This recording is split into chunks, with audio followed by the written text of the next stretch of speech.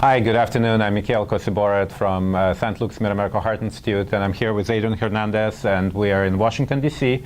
for Quality of Care and Outcome Research American Heart Association Conference in 2017. And Adrian, I think this year, as every year, we have a very exciting program, and tomorrow we'll start with David Goff giving a keynote address. David, of course, just recently started as a head of the cardiovascular research at NIH.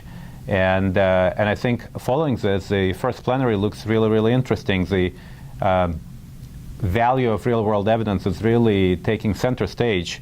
You know, many in the field, I think, in the past had been skeptical about what it brings, but now with emergence of new data, which is really, really clinically impactful, I think kind of puts real-world evidence, or RWE as we sometimes call it, a real important part of the outcomes research portfolio, and some would say maybe as important as clinical trials are. So what are we going to talk about tomorrow in the session? So it's really exciting to have a session on 21st century real-world evidence. And it's going to be great fun because we'll be moderating now with Harlan Krumholtz, who, as you know, will always ask probing questions. And on our panel, we have Rob Califf, who just finished his term as FDA commissioner.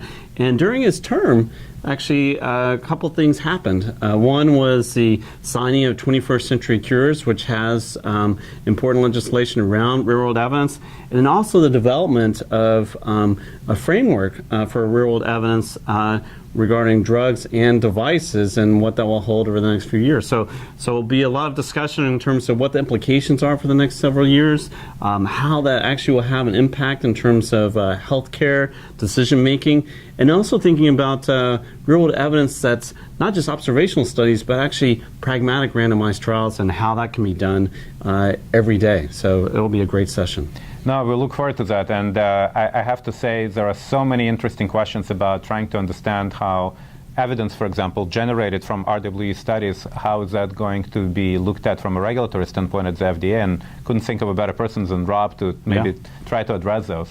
And then, of course, in the afternoon tomorrow, we'll have what really traditionally now for the past number of years has been a highlight of the meeting, which is the Young Investigator Competition.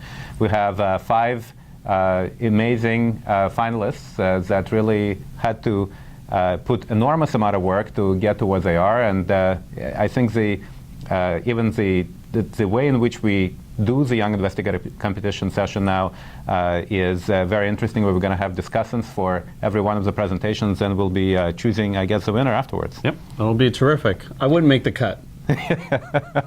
And then finally, I think you know, in this year of such a hot political debate about where the healthcare is going in the United States, I think would be remiss if we didn't have a plenary number 2, which is in a late afternoon, going to really kind of ask very probing and really, you know, sharp questions about where we should be going as a society from a healthcare standpoint, and we have, I think, both sides of the debate really well represented. Yeah. So the timing is perfect in terms of we don't necessarily have the answers, and so we'll actually hear a lot of ideas and debate what the real answer should be. So this will be a terrific session as well.